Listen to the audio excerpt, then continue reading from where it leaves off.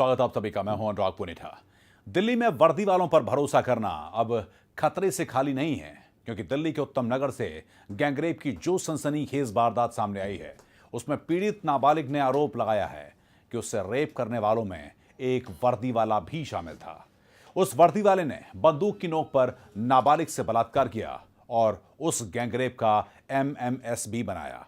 Delhi police ने gangrape के इन 3 आरोपियों को गिरफ्तार कर लिया है, लेकिन रेपिस्ट पुलिस वाला अब भी फरार है। जाहिर है, जब तक ये बलात्कारी वर्दी वाला गिरफ्त में नहीं आया, दिल्ली महफूज नहीं है।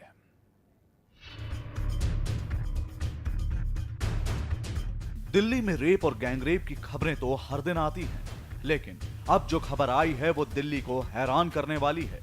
दिल्ली में खाकी पर अब तक का सबसे बड़ा दाग लगा है। दिल्ली में एक नाबालिग से पुलिस वाले और उसके 4 साथियों ने रेप किया है।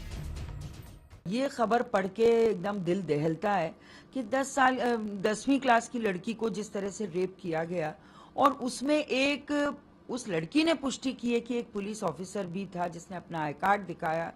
मैं सोचती हूँ इससे बड़ी शर्मनाक, शर्मसार करने वाली कोई घटना नहीं हो सकती। अगर हमारे देश में रक्षा की भक्षक बन जाएंगे तो हम कौन सी महिला सिक्योरिटी और महिला सुरक्षा की बात कर रहे हैं।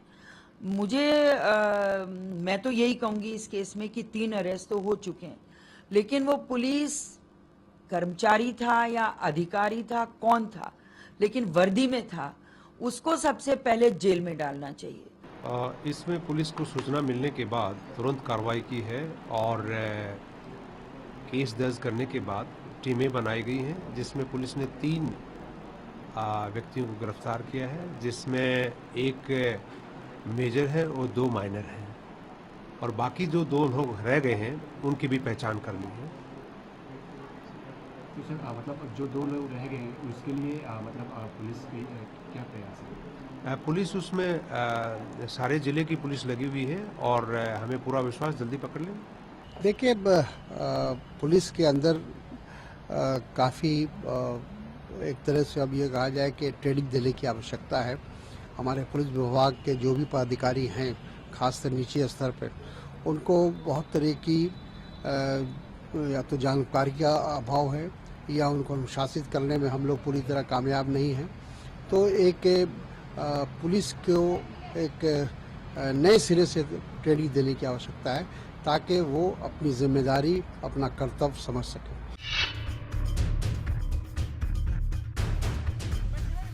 दिल्ली के उत्तम नगर में 19 जुलाई को नाबालिग से गैंगरेप की जिस खबर का खुलासा सोमवार को हुआ, उसने पुलिस की ही नहीं पूरी दिल्ली की नींद उड़ा दी है। दिल्ली के इस दरिंदे पुलिस वाले ने पिस्टल की नोक पर नाबालिग से बलात्कार किया है। सवाल यह है कि गैंगरेप के 3 आरोपी अगर पकड़ लिए गए हैं तो वो वर्दी वाला दरिंदा अब तक पकड़ से बाहर क्यों है? पीड़ित लड़की के पिता की जुबानी सुनिए, आखिर कौन है वो पुलिस वाला? 5 हैं। एक तालिब है, दूसरा प्रमोद है, तीसरा प्रिंस है, चौथा नीरज है, 5वां सुरेंद्र पहलवान है। ऐसा बताया जा रहा है कोई पुलिस वाला अपने आप को बता रहा था, कौन? हाँ, वो सुरेंद्र पहलवान। क्या बताया उसने? कि मैं पुलिस वाला हूँ, और फोटो दिखाया, आई कार्ड दिखाया है, पुलिस की वर्दी में फोटो दिखाया अपना। दिल्ली में नाबालिग लड़की से गैंगरेप का जो सनसनीखेज मामला सामने आया है, उसमें एक पुलिस वाला भी शामिल है। दिल्ली के उत्तम नगर में दरिंदगी की सारी हदें पार करने वाला वो शैतान खुलेआम घूम रहा है। सुनिए, पीड़ित लड़की कितनी सहमी हुई है और पुलिस वाले ने पिस्टल दिखाकर उससे क्या क्या कहा था। मार दूंगा। अच्छा, और क्या घर वालों को मारने की धमकी दी थी? हाँ। कोई मोबाइल में भी कोई रिकॉर्डिंग की थी उन्होंने? हाँ। क्या किया था? वीडियो बनाई थी। रेप के बाद लड़की का MMS बनाए जाने का भी आरोप लग रहा है। बताया जा रहा है कि जिन 5 लोगों ने 10वीं में पढ़ने वाली छात्रा से गैंगरेप किया, उसमें सुरेंद्र पहलवान नाम का पुलिस वाला गैंगरेप का MMS भी बना रहा था। इसी सुरेंद्र पहलवान नाम का पुलिस वाला लड़की को एक फ्लैट पर ले गया था और पिस्टल की नोक पर सभी ने नाबालिग से रेप किया। दिल्ली एक बार फिर शर्मसार हुई है। 10वीं क्लास की एक लड़की को अपहरण करने के बाद 5 दरिंदों ने उसकी असमत लूटी है, साथ ही साथ पिस्टल की नोक पर उसको धमकी भी दी जान से मारने की। इस पूरी घटना के अंदर 5 आरोपी बताए जा रहे हैं। इन आरोपियों को फिलहाल 3 को दिल्ली पुलिस ने हिरासत में लिया हुआ है और जो पीड़िता के बयान के आधार पर गैंग रेप का मुकदमा दिल्ली के उत्तम थाने में दर्ज किया गया है। बात करने के लिए हमारे साथ में पीड़िता के पिता मौजूद हैं। सर, ये बताइए कब की वारदात है और क्या हुआ था?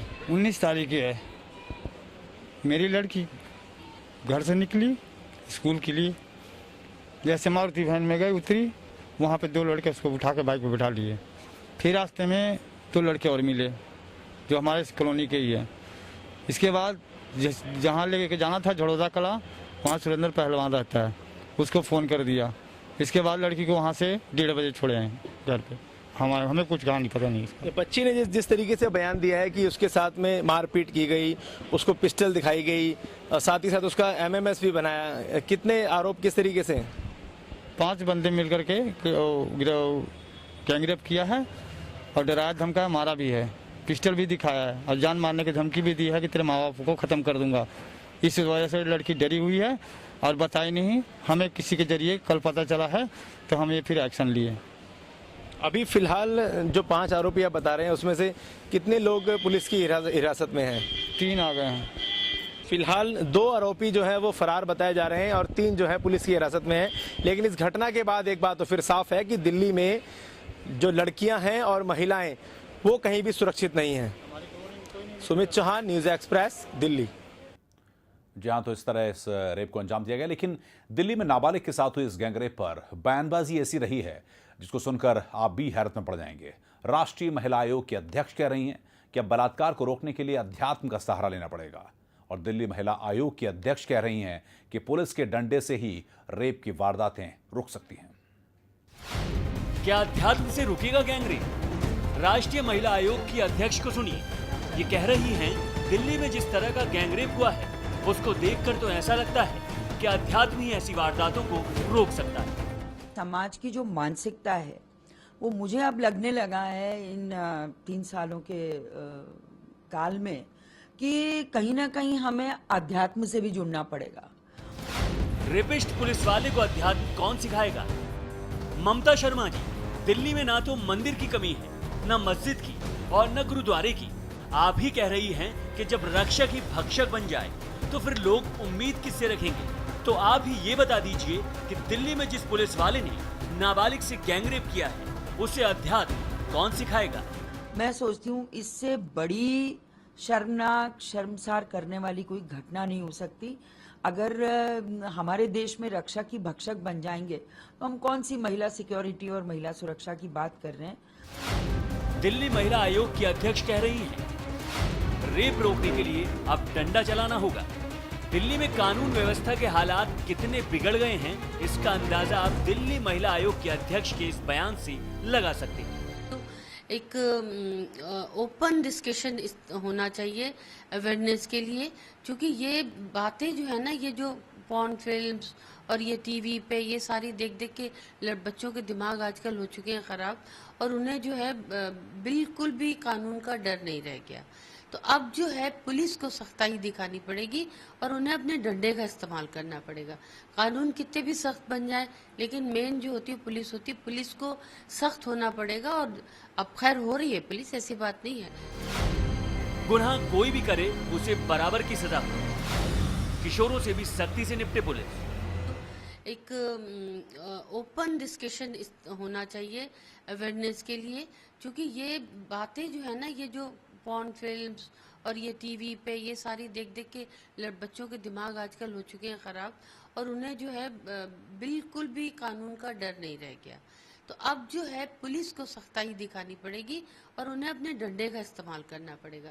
कानून कितने भी सख्त बन जाए लेकिन मेन जो होती है पुलिस होती है, पुलिस को सख्त होना पड़ेगा। और अब खैर हो रही है पुलिस, ऐसी बात नहीं है। और इस तरह के मुलजिमों को, भले वो छोटे लड़के हों, जो मेनका जी ने कहा, मैं बिल्कुल उनसे एग्री हूँ कि इनको जुवेनाइल समझ के कतई नहीं छोड़ना चाहिए और इनको वही सजा होनी चाहिए जो बड़े लोगों को होती है। बरखा शुक्ला जी, आप जिस पुलिस वाले से ये उम्मीद लगाए बैठी हैं कि वो दिल्ली में रेप की रफ्तार डंडे से थाम लेगा।